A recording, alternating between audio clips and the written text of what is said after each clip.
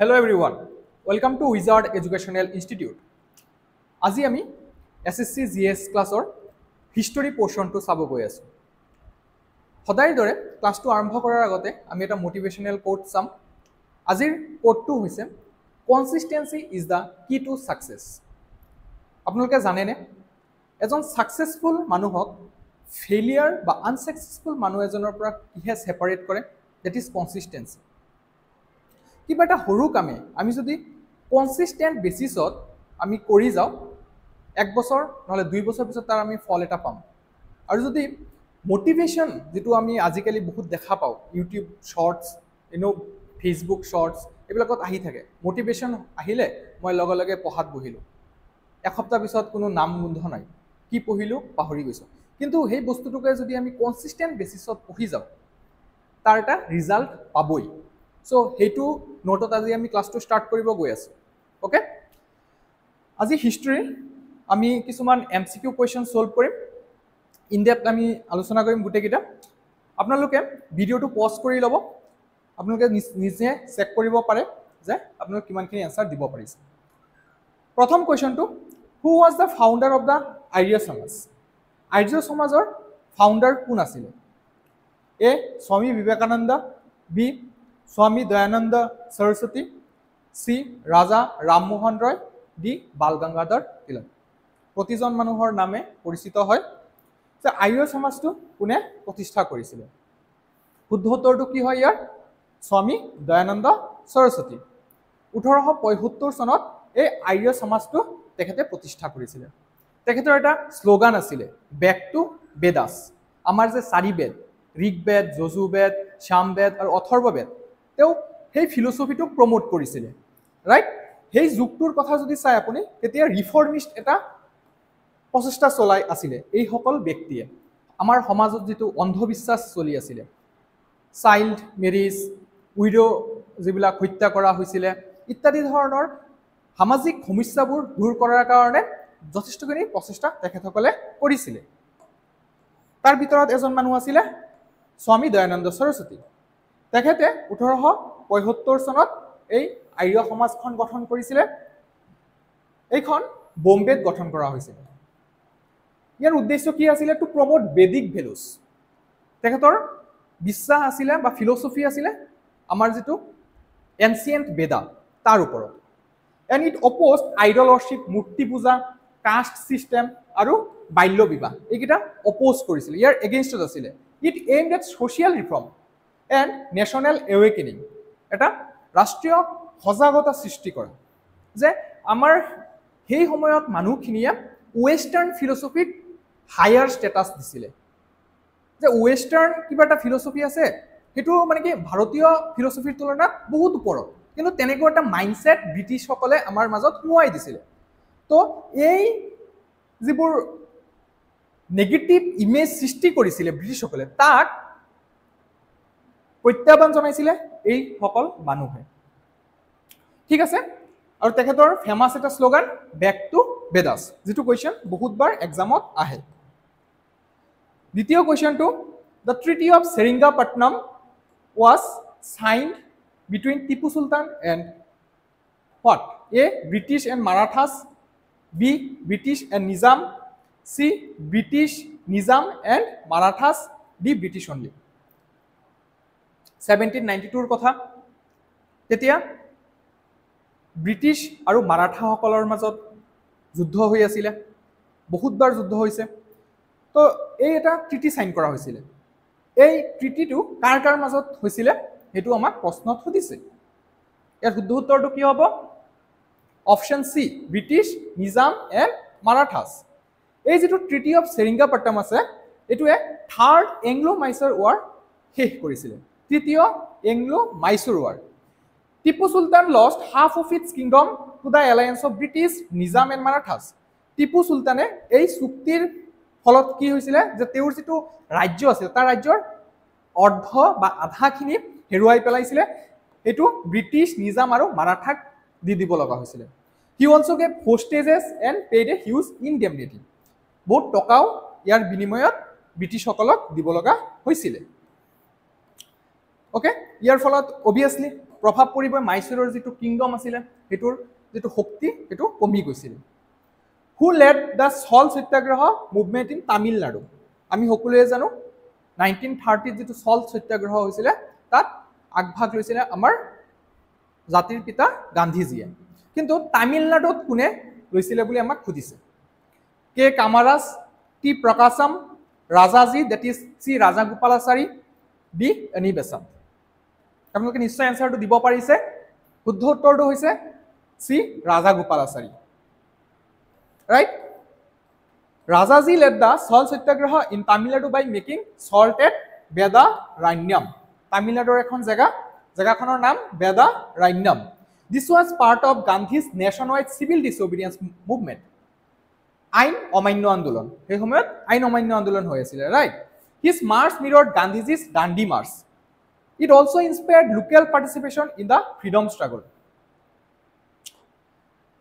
I mean next question loi jao The permanent settlement of Bengal was introduced by permanent settlement kune introduce korisile Lord Wellesley Lord Cornwallis Warren Hastings and Lord Ripon prothom jon governor general of Bengal asile Lord Warren Hastings tar pisot Lord Wellesley ahile etu pisot ahise Ripon amar proshno hoise je permanent settlement of Bengal kune introduce korisile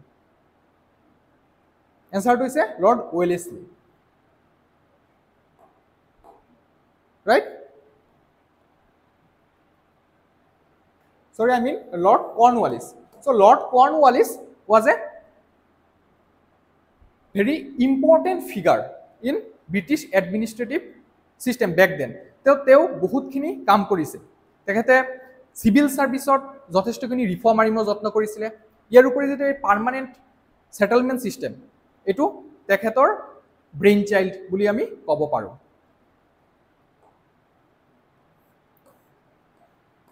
এটো 1793 চনত আনা হৈছিল it fixed land revenue permanently with zamindars so এটোৱে যিখিনি মাটিৰ পৰা tax আহৰণ কৰা হ'ব এটো কমপ্লিটলি জমিনদাৰ সকলক দায়িত্বটো দি দিয়া হৈছিল আৰু জমিনদাৰ সকলৰ পৰা পিছত ব্ৰিটিছ সকলে আহৰণ কৰিব It benefited landlords but exploited peasants. So landlord hokolok jetia daittotu di dia hol to landlord hokolor to hetu target thakibo je kiman besi revenue ahoron koribo parise. Jiman besi revenue ahoron koribo parise hihotor pocketot humabo British hokolor pocketot humabo. So British hokolor jetu chinta dhara asile hetu asile je ami jetu pressure ase pressure to tholuwa manuhok di diu ar tholuwa manu bilake jibilak peasant ase krishok hokol ase heikolor upor pressurize korok It aimed to ensure regular revenue collection from the British.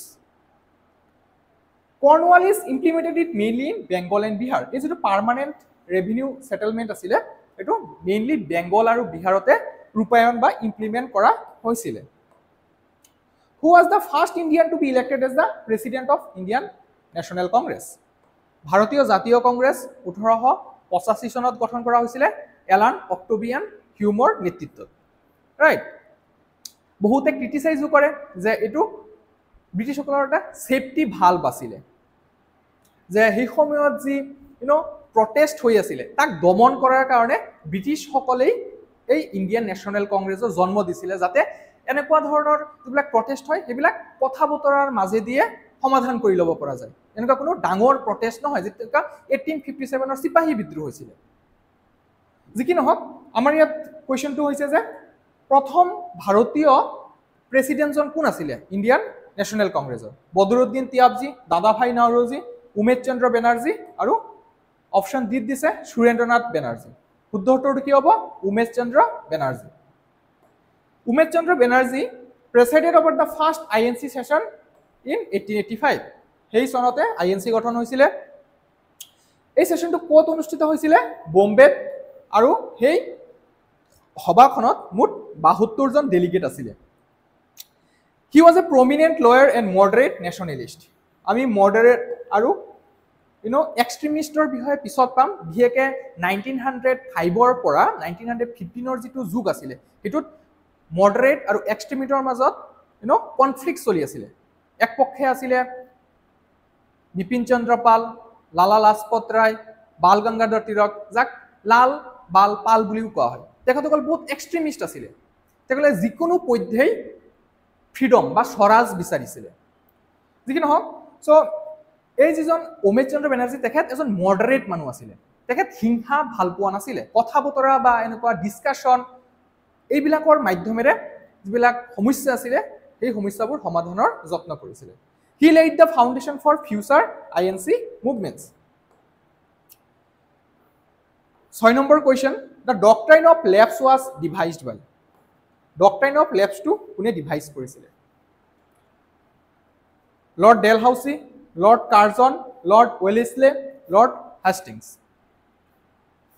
ডক্ট্ৰাইন of lapse কি হয় যে যিবোৰ ৰজাৰ নিজৰ ল'ৰা সন্তান নাথাকে সেই ৰাজ্যটো কি হৈ যাব ব্ৰিটিছৰ তলতীয়া হৈ যাব এনেকুৱা এটা আইডিয়া আনিছিলে lord Dalhousie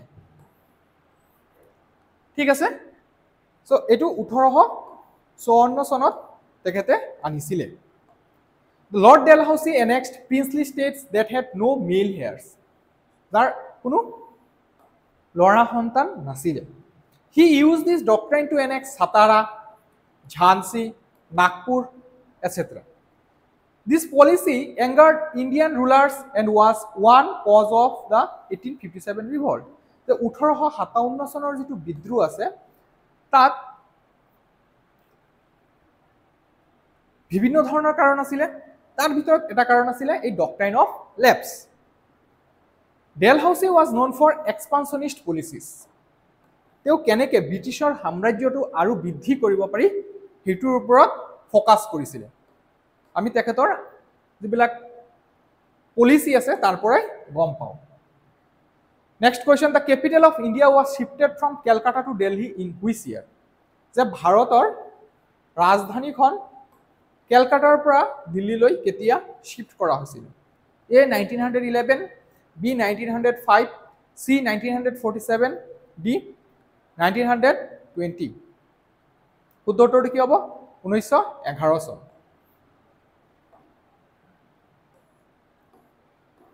King George V announced the shift at the Delhi Darbar of 1911 Raja George V এই announcement কৰিছিলে দিল্লী দৰবাৰত Delhi was chosen due to its historical and central significance Delhi কিয় চুজ কৰা হৈছিল because of its historical and central significance যেতিয়া মুঘল সকল ৰাজত্ব কৰি আছিল তেখেতৰ যেটো সেন্ট্ৰাল পয়েন্ট আছিল হেতু আছিল দিল্লী সো দিল্লীত যথেষ্টখিনি কালচাৰেল পয়েন্ট আছিল হিষ্টৰিক্যাল পয়েন্ট আছিল সেই কাৰণে দিল্লীক চুজ কৰা হৈছিল the move aim to control north Indian politics better New Delhi was later built under Lutyens plan who wrote the book Discovery of India কোনে লিখিছিলে এ সুভাষ চন্দ্ৰ বোস বি জৱাহৰলাল নেহৰু সি MK Gandhi D BR Ambedkar উত্তৰটো কি হ'ব জৱাহৰলাল নেহৰু আপোনালোক সকলোৱে জানে তেখেত জেইলত থকা সময়ত এই গ্ৰন্থখন লিখি উলিয়াইছিলে Nehru wrote the Discovery of India during his imprisonment in 1942 to 1946 Quit India movement or পিছত তেতিয়া জেলত আছিল তেতিয়াহে এই গ্ৰন্থখন লিখি উলিয়াইছিলে It covers Indian history, culture and the freedom struggle এই যিখন গ্ৰন্থ আছে এই গ্ৰন্থখনত ভাৰতৰ ইতিহাস সংস্কৃতি আৰু আমাৰ স্বাধীনতা সংগ্ৰামৰ বিষয়ে উল্লেখ আছে The book reflects Nehru's vision of Indian unity and secularism. এই বুকখনে ভাৰতৰ একতা সেকুলাৰিজম ইত্যাদি প্ৰতিফলিত কৰে It remains a landmark literary work.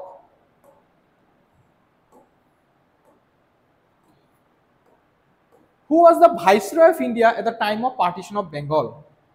Banga বিভাজনৰ সময়ত কোন ভাইসৰয় আছিল 1905 Lord Curzon, Lord Minto, Lord Ripon, Lord Hardinge. উত্তৰটো কি হ'ব Lord Curzon, right?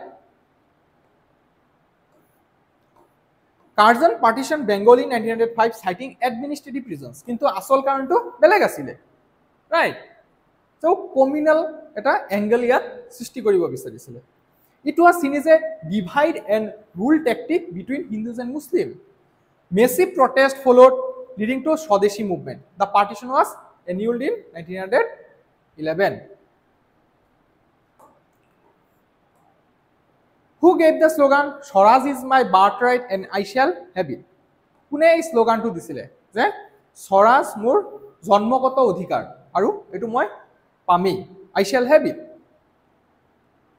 The correct answer is Bal Gangadhar Tilak, এজন এক্সট্ৰিমিষ্ট লিডাৰ 1905 পৰা 1915 সেই ফেকশনটো এক্সট্ৰিমিষ্ট ফেকশনটোক লালবাল পালে নেতৃত্ব দিছিলে। Tilak used this slogan to inspire national pride and demand self-rule. Bal Gangadhar Tilake এই স্লোগানটো দিয়াৰ কাৰণ কি? To inspire national pride and also demand self-rule. He was a leader of the extremist wing at INC. He started Kesari and Marathi newspapers. Right. He played a major role in early nationalist awakening. 11 number question. Subhash Chandra Bose was elected president of INC in 1939, defeating the Subhash Chandra Bose, যেতিয়া Indian National Congress president হৈছিল 1939, তেওঁৰ প্ৰতিদ্বন্দ্বী কোন আছিলে? জৱাহৰলাল নেহৰু, চৰ্দাৰ পেটেল, পাট্টাবী, সীতাৰামায়া, ৰাজেন্দ্ৰ প্ৰসাদ। শুদ্ধ উত্তৰটো কি হ'ব? সি পাট্টাবী সীতাৰামায়া। Despite Gandhi's support to Pattabi, গান্ধীজিয়ে কিন্তু পাট্টাবী সীতাৰামায়াকে সাপোৰ্ট কৰিছিলে। সুভাষ চন্দ্ৰ বোস তথাপি জিকিছিলে। He faced resistance from the Congress Working Committee. Eventually, Bose resigned and formed the Forward Bloc.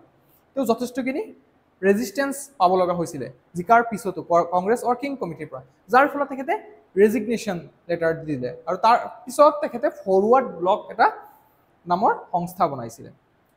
This revealed ideological differences with the Congress. Who was the Viceroy of India during the Quit India movement? Bharat ত্যাগ আন্দোলনৰ সময়ত কোন ভাইসৰয় আছিল বুলি সোধা হৈছে?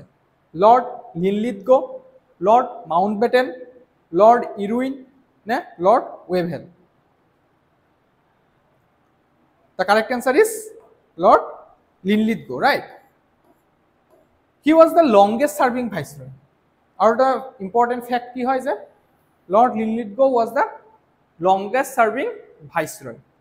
He declared war on behalf of India in WW2, that is World War II, without consulting Indians. During Quit India movement, he ordered mass arrest. Gandhiji ke adi kori Jawaharlal Nehru pramukh freedom fighter hokolok arrest kora hoisile. His tenure saw major political turmoil. Next question. The capital of British India was shifted from Delhi to Delhi in 1911. I think we have discussed this question. Who founded the Indian Reform Association in 1870? Indian Reform Association কোনে 1870 প্ৰতিষ্ঠা কৰিছিলে? ঈশ্বৰ চন্দ্ৰ বিদ্যাসাগৰ, ৰাজা ৰামমোহন ৰয়, কেশৱ চন্দ্ৰ সেন নে সুৰেন্দ্ৰনাথ বেনাৰ্জী? শুদ্ধ উত্তৰটো কি হয় ইয়াৰ? কেশৱ চন্দ্ৰ সেন। He founded it after returning from England. এই যেটো সংস্থা আছিলে ইয়াৰ উদ্দেশ্য আছিলে to promote education, women's rights and social reform. And it was a secular reformist organization. It played a key role in Bengal Renaissance.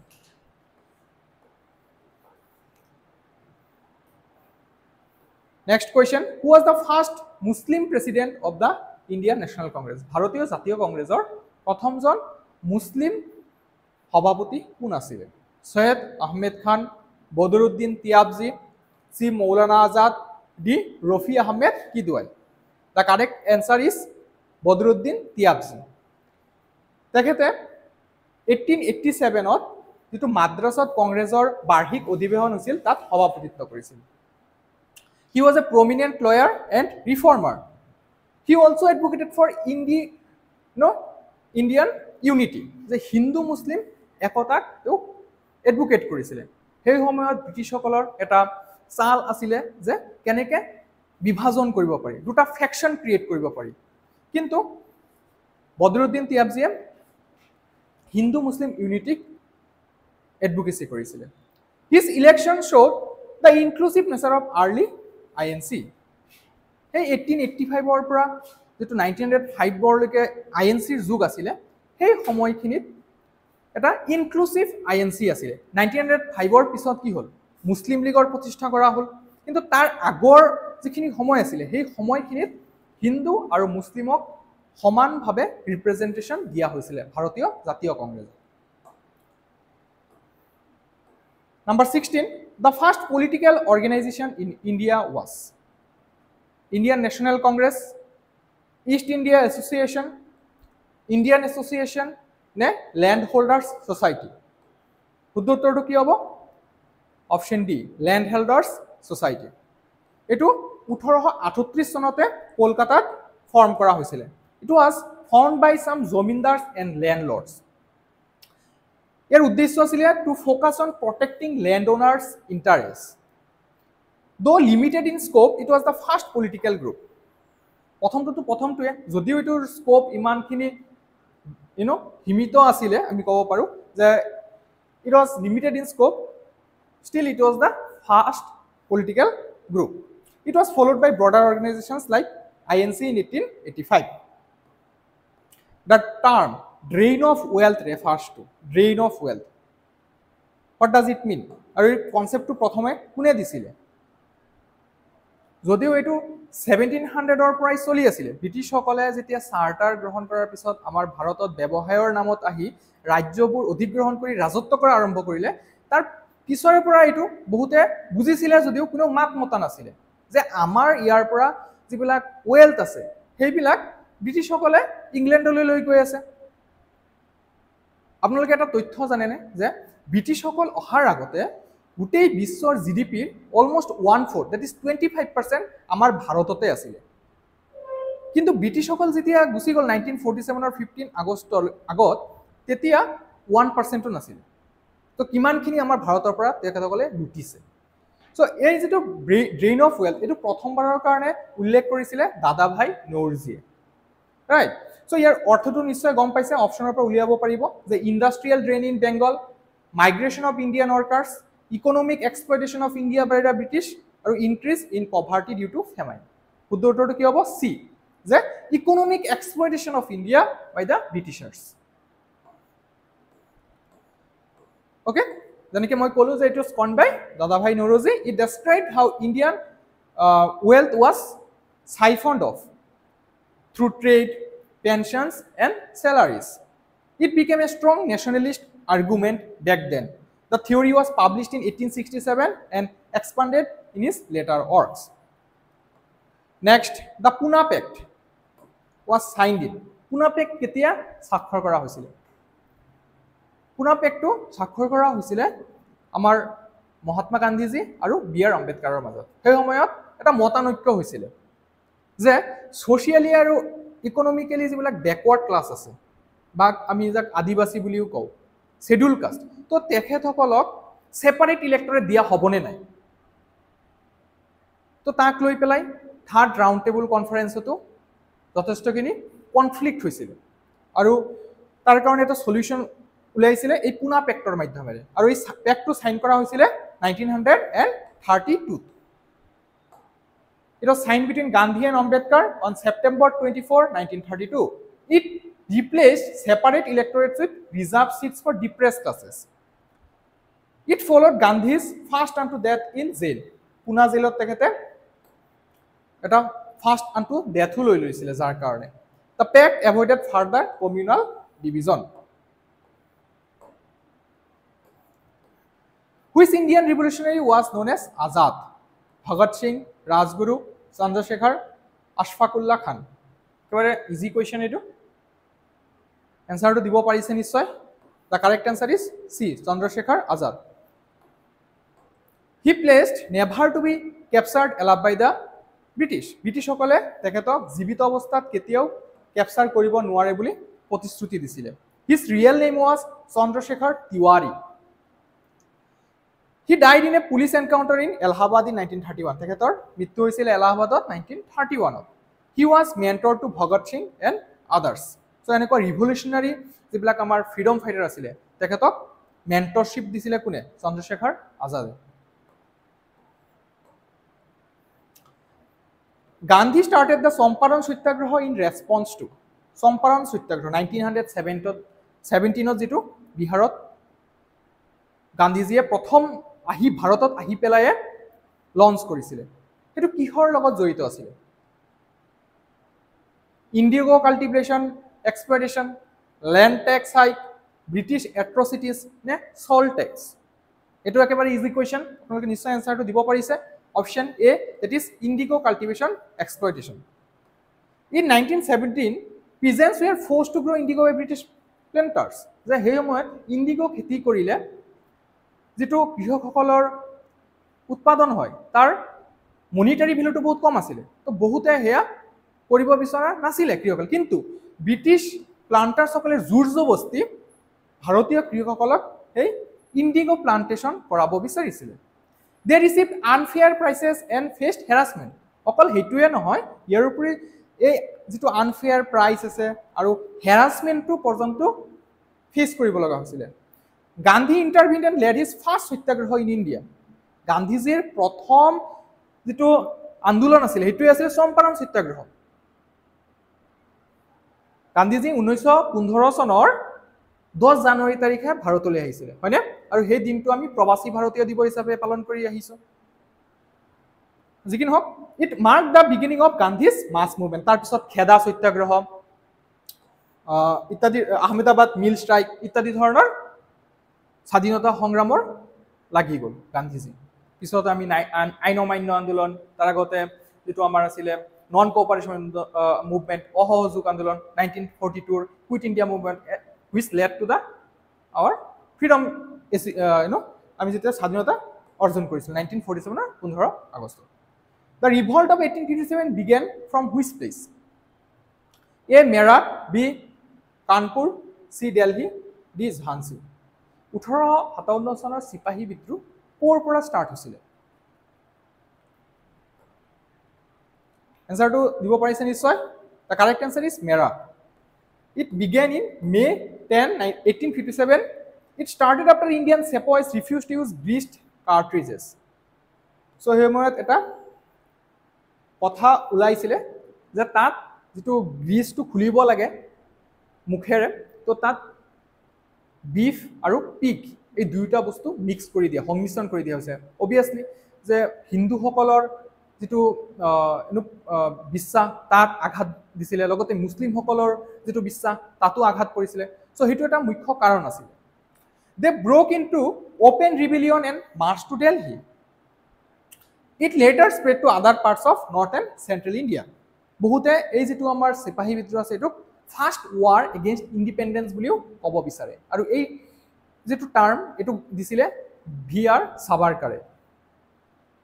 First war against independence. Who was popularly known as Lokomaন্য? Bipin Chandra Pal, Gopal Krishna Gokhale, Bal Gangadhar Tilak, Dadabhai Naoroji. সকলোৰে কিবা নহয় কিবা এটা nickname থাকে, right? So Lokmanya নামটো কাক দিয়া হৈছিল? একেবাৰে সহজ question. The correct answer is Bal Gangadhar Tilak, right? লোকমান্যৰ অৰ্থটো হৈছে একচেপ্টেড বাই পিপল। লোকমান্য মানুহে তেখেতসকলক মানিছিল। Tilak ended this title due to his strong nationalist stance, কিন্তু তেওঁ এইটো ল'বলৈ ৰিফিউজ কৰিছিলে। কাৰণটো কি?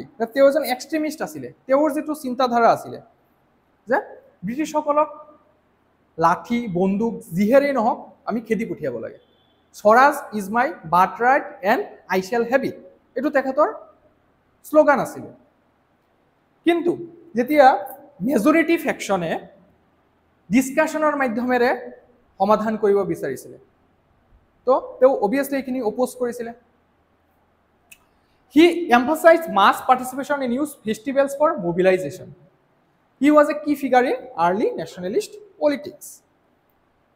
Next the Rowlatt act was passed in Rowlatt এক্টটো কেতিয়া পাছ কৰা হৈছিলে 1919 একেবাৰে ইজি এই এক্টটোক লৈ পেলাই সেই জালিয়ানা ৱালাবাগ হত্যাকাণ্ডটো হৈছিলে যিটো বাৰবাৰিক আছিলে এই এক্টটোৱে কি কৰিছিলে যে it allowed arrest without trial and cut civil liberties যিটো ফ্ৰীডম অফ স্পীচ আছে লিবাৰ্টিজ আছে সেইখিনি কমপ্লিটলি কাৰ্ভ কৰি দিছিলে বা বন্ধ কৰি দিছিলে আৰু এইটো উইথাউট ট্ৰায়েল এৰেষ্ট কৰাৰো এটা প্ৰভিজন দিছিলে এই এক্টটোৰ আণ্ডাৰত it aim to suppress revolutionary activities post world war two যিহেতু ৱৰ্ল্ড ৱাৰ ওৱানত যথেষ্টখিনি ক্ষতি হৈছিলে আমাৰ ভাৰতৰ মিলিটাৰী এছপেক্টত যদি চাই সৈনিকসকলৰ মৃত্যু হৈছিলে আৰু এটা মেইন কথা হৈছে যে ফেমাইন যিটো নাখাব পৰা অৱস্থা হৈ গৈছিলে সেই সময়ৰ পিছত যেতিয়া মানুহসকলৰ মাজত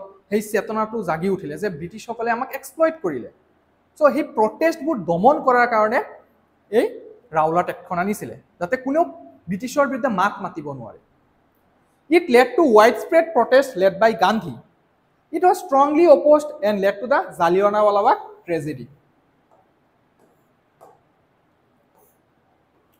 Who was the Governor General during the First War of Independence? First War of Independence কোনটো বুজাই আছে সেপয় মিউটেনি সিপাহী বিদ্ৰোহ 1857 চনত তেতিয়া কোন গভৰ্ণৰ জেনেৰেল আছিল Lord Dalhousie Lord Canning Lord Lytton নে লৰ্ড ৰিপন উত্তৰটো কি হ'ব Lord Canning was the Governor General when the revolt broke out after 1858 he became the first Viceroy of India কিয়নো তেতিয়া গভৰ্ণমেণ্ট অফ ইণ্ডিয়া 1858 পাছ কৰা হৈছিল আৰু তাত যথেষ্টখিনি হাল সলনি কৰি দিয়া হৈছিল আগতে আছিল governor general of India right তো গভৰ্ণৰ জেনেৰেল অফ ইণ্ডিয়াৰ পৰা নামটো সলনি কৰি ভাইসৰয় কৰি দিয়া হৈছিল he implemented the act of 1858 ending company rule and it was directly now controlled by British Parliament he adopted a conciliatory policy towards Indians post revolt তো ড্যামেজ কন্ট্ৰোলৰ কাৰণে যথেষ্টখিনি কাম কৰিছিলে তেখেতে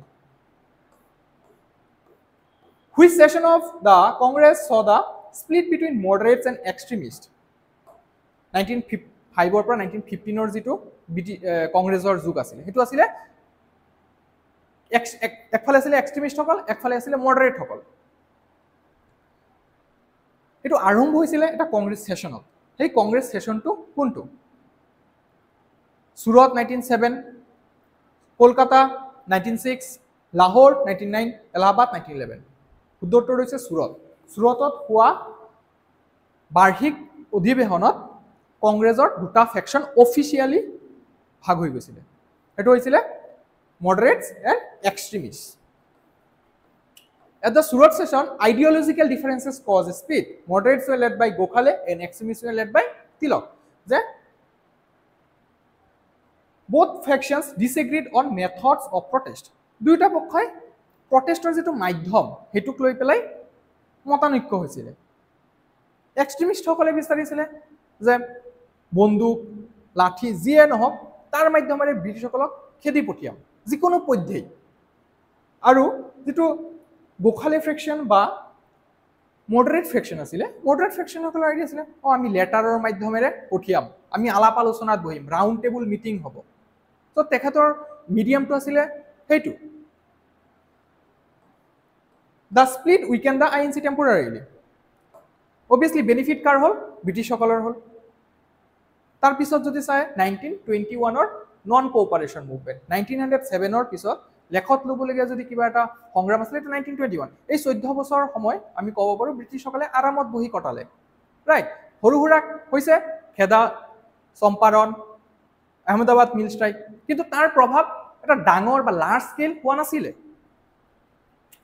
Who led the Indigo Revolt in Bengal? Indigo Revolt to কোনে নেতৃত্ব দিছিল বেঙ্গলত দীনবন্ধু মিত্র কেশব চন্দ্র সেন number সি দিগম্বৰ বিশ্বাস এন্ড বিষ্ণু বিশ্বাস নাম্বাৰ ডি ঈশ্বৰচন্দ্ৰ বিদ্যাসাগৰ উত্তৰটো কি হ'ব এনসাৰটো দিব পাৰিছে যে দিগম্বৰ বিশ্বাস আৰু বিষ্ণু বিশ্বাস দা ইণ্ডিগো ৰিবেল যেটো ইণ্ডিগো বিদ্ৰোহ আছিল 1859 পৰা 60 চনলৈকে was a peasant movement against planters forced peasants to grow indigo without fair pay the Biswas brothers led the protest in Nadia district বৰ্তমানো ভাৰতৰ হয় it was supported by Bengali intelligentsia and press Gandhi return to India from South Africa in Gandhi কেতিয়া ভাৰতলৈ উভতি আহিছিলে একেবাৰে easy 1915 আৰু তেওঁ অহা দিনটো দ্যাট ইজ 10 জানুৱাৰী হেতুক আমি প্ৰবাসী ভাৰতীয় দিৱস হিচাপে পালন কৰোঁ He had already gained fame for his struggle in South Africa. He was welcomed by Gopal Krishna Gokhale.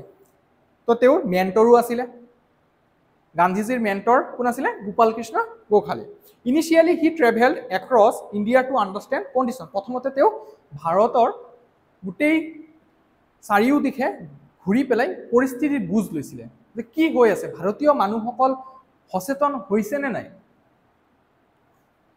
কিন্তু তেওঁ অলৰেডি এটা সাকসেসফুল কেম্পেইন কৰি আহিছিলে সাউথ আফ্ৰিকাৰ পৰা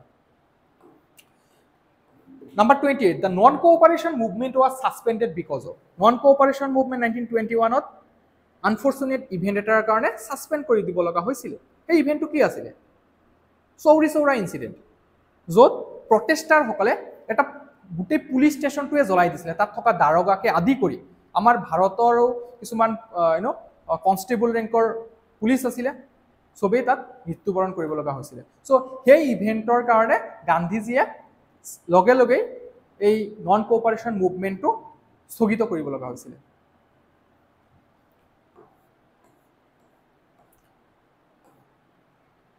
Next question, the Simon Commission was boycotted because Simon Commission কিয় boycott কৰা হৈছিল 1927 ৰ Simon Commission আহিছিল right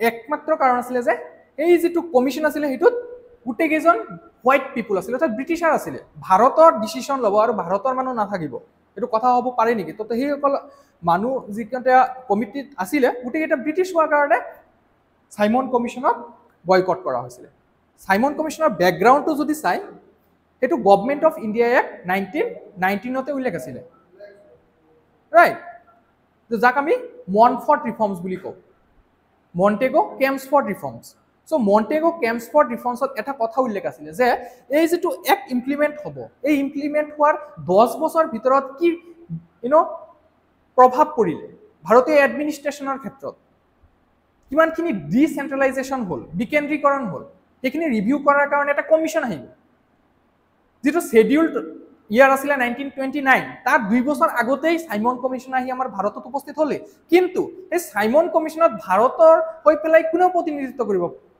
দিয়া নহল তাৰ কাৰণে সাইমন কমিশনটো বয়কট কৰা হ'ল আৰু এটা স্লোগানো দিয়া হৈছিল যে Simon go back Who started the newspaper Kesari? Option A, Lala Lajpat Rai. B, Mahatma Gandhi. C, Bal Gangadhar Tilak. D, Gopal Krishna Gokhale.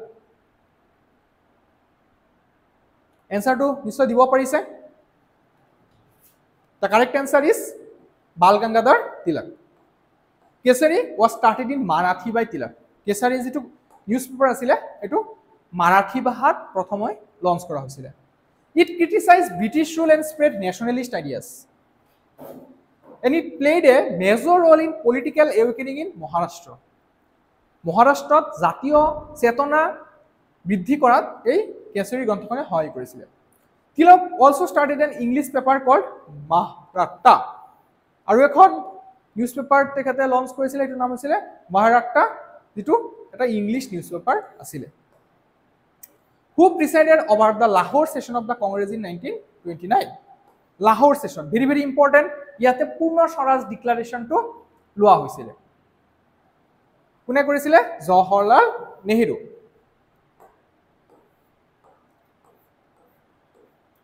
The Lahore session declared Purna Swaraj or complete independence as the goal.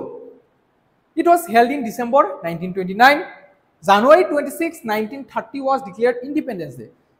আৰু এই সেশনটোৰ পিছতে জানুৱাৰী 26 1930 চনটো পূৰ্ণ Swaraj day হিচাপে লোৱা হৈছিল আৰু সেই দিনটো ৰেসপেক্ট জনাবৰ কাৰণে আমি আমাৰ সংবিধানখন 26 জানুৱাৰী 1950 চনত বলবৎ কৰিছিল যদিও আমি গ্ৰহণ 26 নৱেম্বৰ 1949 ত কৰিছো কিন্তু যদি চাই এনফোৰ্স কেতিয়া হৈছে 26 জানুৱাৰী 1950। এই ডেটটো কিয় আহিছে এইটো কাৰণে যে 26 জানুৱাৰী 1930 পূৰ্ণ স্বৰাজ ডিক্লাৰেশ্যন লোৱা হৈছিল।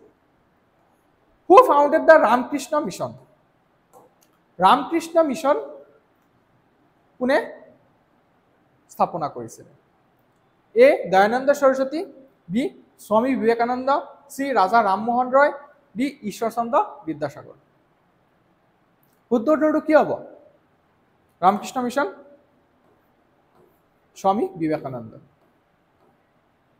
The Ramakrishna Mission was founded in 1897. It aimed at spiritual upliftment and social service. It was named after Vivekananda's guru Ramakrishna Paramhansa. The mission opened schools, hospitals, and relief centers. Who founded the Indian Home Rule in 1916 along with Annie Besant? Indian Home Rule League 1916 বনোৱা হৈছিলে, দুটা ভাগ হৈছিলে। এটা ভাগ any বেসান্তে বনাইছিলে আৰু এটা ভাগ কোনে বনাইছিলে? গোপাল কৃষ্ণ গোখলে, লালা লাজপত ৰায়, বাল গংগাধৰ তিলক নে বিপিন চন্দ্ৰ পাল? একেবাৰে easy question. The correct answer is Bal Gangadhar Tilak. Tilak started the Home Rule League in Maharashtra. Tilakor jitu Home Rule League asile etu Maharashtra গঠন কৰা হৈছিল। আৰু আনি বেসান্তে যেটো গঠন কৰিছিলে তাৰ হেডকোৱাৰ্টাৰ আছিল মাদ্ৰাছত। দুয়োটাৰে উদ্দেশ্য কিন্তু একে আছিল, self government within British rule. The movement revived nationalist energy after the moderate extremist split. In which year was the Jallianwala Bagh massacre committed? Jallianwala Bagh massacre কেতিয়া এটো বাৰবাৰিক ঘটনা এটো হৈছিল? 1917, 1918, 1919, 1920. উত্তৰটো কি হ'ব? 1919. The general asile General Dyer, he ordered firing on a peaceful crowd in Amritsar. তেতিয়া বৈশাখী চলি আছে, এপ্ৰিলৰ 13, 1919। তো একগোট হৈছিলে মানুহবোৰ, আৰু সেই মুহূৰ্ততে এই জেনেৰেল ডায়াৰ মানুহজনে দৰ্জা বন্ধ কৰি পেলাই, গেটখন বন্ধ কৰি পেলাই গুলি চালনা কৰিবলৈ আদেশ দিছিল। এটা বাৰবাৰিক ঘটনা আছিল। Hundreds were killed and wounded. It shocked the nation and led to stronger protests. Who gave the slogan "Do or Die" during the Quit India movement? কৰা বা মৰা, কোনে এই স্লোগানটো দিছিলে? গান্ধীজী এজন পিসফুল ব্যক্তি আছে। He believed in non violence, he believed in peace, but তেওঁ বাধ্যত পৰি এবাৰ স্লোগান দিব লগা হৈছিলে যে ডু অৰ ডাই, কৰা বা মৰা। 1942 কুইট ইণ্ডিয়া মুভমেণ্টৰ সময়ত, ভাৰত ত্যাগ আন্দোলনত। উত্তৰটো হ'ব option B, Mahatma Gandhi.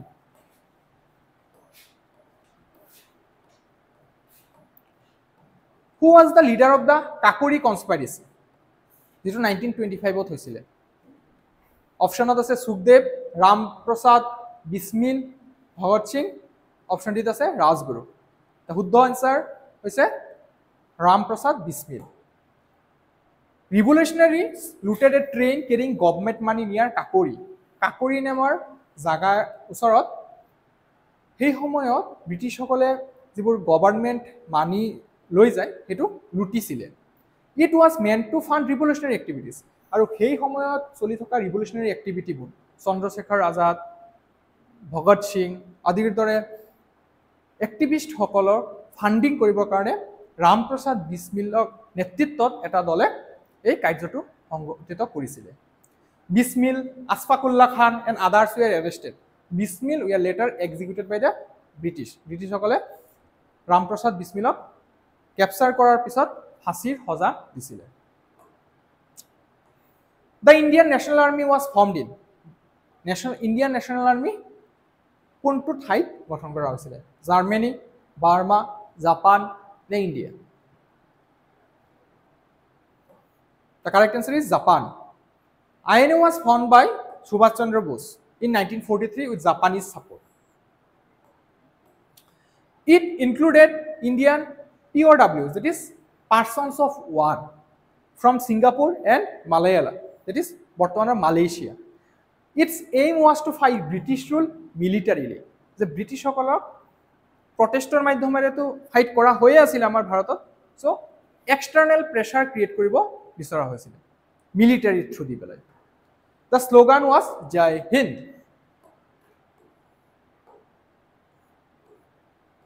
Who authored the book Hind Swaraj কিতাপখন কোনে লিখিছিলে option A Mahatma Gandhi option B B R Ambedkar option C Jawaharlal Nehru option D Annie Besant direct question এনচাৰটো জানে সবে মহাত্মা গান্ধী গান্ধীজীয়ে হিন্দ স্বৰাজ 1909ত লিখিছিলে it outlines his vision for Indian self rule and critique of modern civilisation তেওঁৰ চিন্তা কি আছিলে যে ইণ্ডিয়ান সেল্ফ ৰুল বৰ্তমানৰ যদি আপোনালোকে কনষ্টিটিউশ্যনখনো চাই আৰ্টিকল 40 উল্লেখ আছে যে ভিলেজ পঞ্চায়ত তেখেতৰ চিন্তাধাৰা আছিলে যে আমি কেনেকৈ স্বাৱলম্বী হ'ব পাৰোঁ গাঁৱৰ মানুহসকল কেনেকৈ আগবাঢ়ি যাব পাৰে হি believe in rural economy based India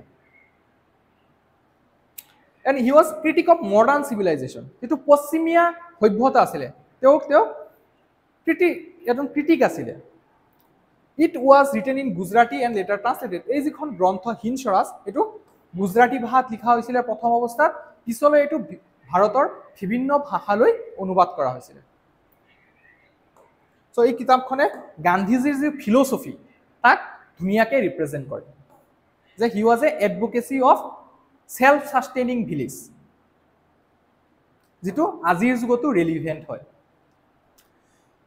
next question the Poona pact was sign between এটো আমি ডিসকাস কৰিছো গান্ধী আৰু আম্বেদকাৰ হেতু সুধিছিলো যে কিমান চনত সাইন কৰা হৈছিল next question who was the founder of the Indian association in 1876 Indian association কোনে গঠন কৰিছিল দাদাভাই নৌৰোজী বাল গংগাধৰ তিলক সুৰেন্দ্ৰনাথ বেনাৰ্জী দি ৰাজা ৰামমোহন ৰয় উত্তৰটো কি হয় Surendranath Banerjee The Indian Association was one of the earliest political organizations. 1885 চনৰ আগতে এটো গঠন কৰা হৈছে 1876 চনত it aimed at creating political awareness among Indians যে ৰাজনৈতিক চেতনা তো জগাবৰ কাৰণে এই সংস্থাটো গঠন কৰা হৈছিল আপোনালোকে চাব যে বেছিভাগ সংস্থা কিন্তু হেবত বেংগলতে গঠন কৰা হৈছিল কিন্তু বেংগলত তেতিয়া এটা ইন্টেলিজেন্ট গ্ৰুপৰ জন্ম হৈ আছিল it was the nerve center of freedom struggle back then It focused on civil rights and opposition to British politics. এটো তেতিয়াৰ পৰাই অপোজ কৰিছে যে ব্ৰিটিছ যিবিলাক পলিচি আছে সেইবিলাক ভাৰতৰ এগেইনষ্টত হয় আৰু এটো ভাৰতৰ এক্সপ্লইট কৰাৰ কাৰণে হয় It was forerunner to the Indian National Congress. Who was known as the Grand Old Man of India? দাদাভাই নৌৰোজী গোপাল কৃষ্ণ গোখলে মতিলাল নেহৰু সুৰেন্দ্ৰনাথ বেনাৰ্জী এনসাৰটো কি হয় দাদাভাই নৌৰোজী Dadabhai Naoroji was called the Grand Old Man of India due to his lifelong service to the country. He was the first Indian to be elected to the British Parliament. He formulated the grain theory, explaining British economic exploitation. He also presided over INC 3 times. তিনিবাৰকৈ তেওঁ Indian National Congress-ৰ সভাপতি আছিল The partition of Bengal was finally annulled in which year? যে বংগ বিভাজন ডিসিশনটো 1905ত Lord কাৰ্জনে লৈছিল কিন্তু হেতু উঠাই লোৱা হৈছিল 1911 চনত সেই সময়ত দিল্লী দৰবাৰত কিং জৰ্জ ফাইভে কলকাতাৰ পৰা দিল্লীলৈ ৰাজধানী শিফট কৰিলে আৰু সেই সময়খিনিতে যেটো ডিসিশন লোৱা হৈছিল 1905ত যে বংগক দুই ভাগ কৰি দিয়া হ'ব হেতু উঠাই লোৱা হৈছিল আনসাৰ হ'ব 1911 Who coined the term drain of wealth? The correct answer is Dadabhai Naoroji.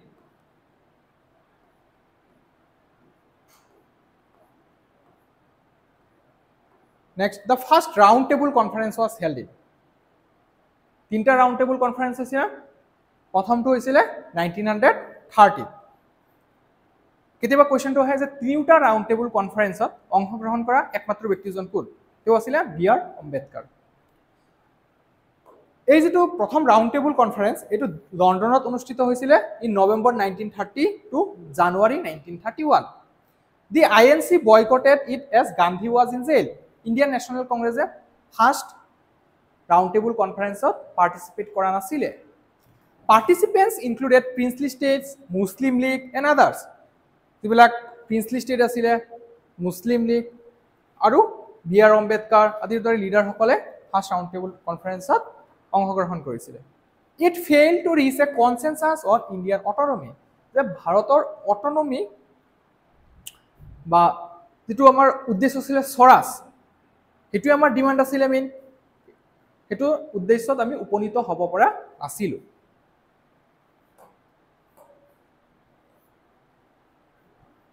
Who gave the slogan ইনকালাব জিন্দাবাদ? সুভাষ চন্দ্ৰ বোস, ভগত সিং, সুখদেৱ নে চন্দ্ৰশেখৰ আজাদ? উত্তৰটো কি হয়? Bhagat Singh. Bhagat Singh used the slogan to inspire revolution against British rule. It means long live the revolution, যে এই যিটো বিদ্ৰোহ, এই বিদ্ৰোহ আৰু দীৰ্ঘকালীয়া হোক। It became a rallying cry for Indian youth, আৰু অতি সোনকালে ভাৰতীয় যুৱক সমাজৰ মাজত পপুলাৰিটি গেইন কৰিছিলে। He shouted it in court and during protest. Who among the following was not associated with the formation of Indian Socialist Party? কংগ্ৰেছৰ পিছত, ইণ্ডিয়ান নেশ্যনেল কংগ্ৰেছৰ পিছত আৰু সৰু সুৰা বহুত কেইটা পাৰ্টি গঠন হ'ল। তাৰ ভিতৰত আছিলে Congress socialist party. Congress socialist পাৰ্টিটো কোন নাছিলে বুলি কোৱা হৈছে? জয়প্ৰকাশ নাৰায়ণ, আচাৰ্য নৰেন্দ্ৰ দেৱ, ৰাম মনোহৰ লোহিয়া নে মতিলাল নেহেৰু? উত্তৰটো কি হ'ব? Motilal Nehru. The Congress socialist party was founded in 1934। 1934ত কংগ্ৰেছ ছ'চিয়েলিষ্ট পাৰ্টি স্থাপন কৰা হৈছিলে বা গঠন কৰা হৈছিলে। এইটো এটা socialist group within the I N C. এইটো আমি আই এন চিৰ এটা শিপা বুলিয়ে ক'ব পাৰোঁ। Motilal Nehru died in 1931 and was not part of it. Motilal নেহেৰুৰ আপোনালোকে নিশ্চয় হিষ্ট্ৰী পঢ়িছে, তাত গম পায় যে 1931ত তেখেতৰ ডেথ হৈছিল। তো 1934ত যিহেতু কংগ্ৰেছ ছ'চিয়েলিষ্ট পাৰ্টি গঠন হৈছিলে, তেওঁ ইয়াৰ পাৰ্ট হ'ব নোৱাৰে। Leaders like J P Narayan, Acharya Narendra Dev, Lohia, তেখেতসকলে এই পাৰ্টিটো গঠন কৰিছিলে। পিছলৈ এই পাৰ্টিটো ছ'চিয়েলিষ্ট মুভমেণ্টৰ পিনে গুচি গ'ল, যিটো ৰাছিয়াৰ আইডিঅলজি আছিলে ছ'চিয়েলিজম, তো তাৰ পিনে ধাৱমান হ'ল। Next, the Khilafat movement was launch to protest. Khilafat মুভমেণ্টটো কিয় লঞ্চ কৰা হৈছিলে? Partition of Bengal, Jallianwala Bagh massacre, abolition of caliphate in Turkey and Rowlatt act. উত্তৰটো কি হয়? Abolition of caliphate in Turkey. যে তুৰ্কীৰ যিজন কালিফ আছিলে, তেওঁক সৰ্বোচ্চ পৰ্যায়ত দেখিছিলে মুছলিমসকলে, কিন্তু যেতিয়া ব্ৰিটিছসকলে তাক এবলিছ কৰি দিলে, তাৰ ফলত ভাৰতীয় মুছলিমসকলৰ মাজতো কিন্তু এটা চেতনা জাগিলে যে ব্ৰিটিছসকলৰ বিৰুদ্ধে আমি মাত মাতিব লাগে। আৰু সেইটো কাৰণে এই নন কোঅপাৰেশ্যন মুভমেণ্টত হিন্দু আৰু মুছলিম একতা আছিলে আৰু যথেষ্টখিনি ছাকচেছ হৈছিলে বুলিও আমি ক'ব পাৰোঁ, until that Chauri Chaura incident. Who founded the Aligarh Muslim university? Aligarh Muslim university কোনে ফাউণ্ড কৰিছিলে? সৈয়দ আহমেদ খান, আব্দুল কালাম আজাদ, মহম্মদ ইকবাল, আগা খান। নিশ্চয় জানে যে সৈয়দ আহমেদ খান। আমি বাকী কুৱেশ্যনবোৰ সোনকালে কৰিব যত্ন কৰি আছোঁ। Next, the civil disobedience movement was launched in which year? Civil disobedience movement কিমান চনত লঞ্চ কৰা হৈছিলে? আইন অমান্য আন্দোলন 1930ত। It began with Gandhi's salt march from Sabarmati to Dandi. গান্ধীজীয়ে সল্ট মাৰ্চ ক'ৰ পৰা আৰম্ভ কৰিছিলে? সাবৰমতি, গুজৰাটৰ সাবৰমতিৰ পৰা দাণ্ডিলৈকে। In March 1930, people refused to pay taxes, violated British laws and made salt. It saw mass participation from all classes. The movement was a major milestone towards independence. Who formed the Forward Bloc in 1939? কোনে forward block স্থাপন কৰিছিলে? কোনে কৰিছিলে? সুভাষ চন্দ্ৰ বোস। তেওঁ যেতিয়া কংগ্ৰেছৰ পৰা resignation দিয়াৰ পিছত তেখেতে ফৰৱাৰ্ড ব্লক নামৰ সংস্থাটো গঠন কৰিছিলে। Which act ended the rule of east India company? East India কোম্পানীৰ ৰুল কোনটো এক্টে শেষ কৰিলে বা ব্ৰিটিছ পাৰ্লিয়ামেণ্টৰ হাতত ভাৰতক ৰুল কৰাৰ পাৱাৰটো গুচি গ'ল? Government of India Act 1858 after the Sepoy Mutiny.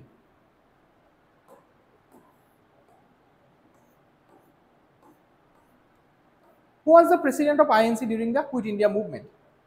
Quit India movement, যেটি ভাৰত ত্যাগ আন্দোলন তেতিয়া হৈ আছিল 1942 তেতিয়া প্ৰেসিডেন্ট কোন আছিল সুভাষ চন্দ্ৰ বোস আবুল কালাম আজাদ জৱাহৰলাল নেহৰু নে ৰাজেন্দ্ৰ প্ৰসাদ উত্তৰটো কি হ'ব আবুল কালাম আজাদ আমি জানিব লাগে যে 1942 কুইট ইণ্ডিয়া মুভমেন্টত ইণ্ডিয়ান ন্যাশনাল কংগ্ৰেছৰ প্ৰেসিডেন্টজন কোন আছিল Maulana Azad was the longest serving INC president he was the longest serving INC president 1940 পৰা 1946 লৈকে he led the party during the quit India movement of 1942 he was a scholar freedom fighter and educationist right he later became India's first education minister আৰু পিছত তেওঁ ভাৰতৰ প্ৰথমজন শিক্ষা মন্ত্ৰী হৈছিল who was the first Indian woman president of the Indian National Congress ভাৰতীয় জাতীয় কংগ্ৰেছৰ প্ৰথম কোনজন মহিলা সভাপতি আছিল এনি বেসান্ত সৰোজিনী নাইডু অৰুণা আসাফ আলী সুচেতা কৃপালানি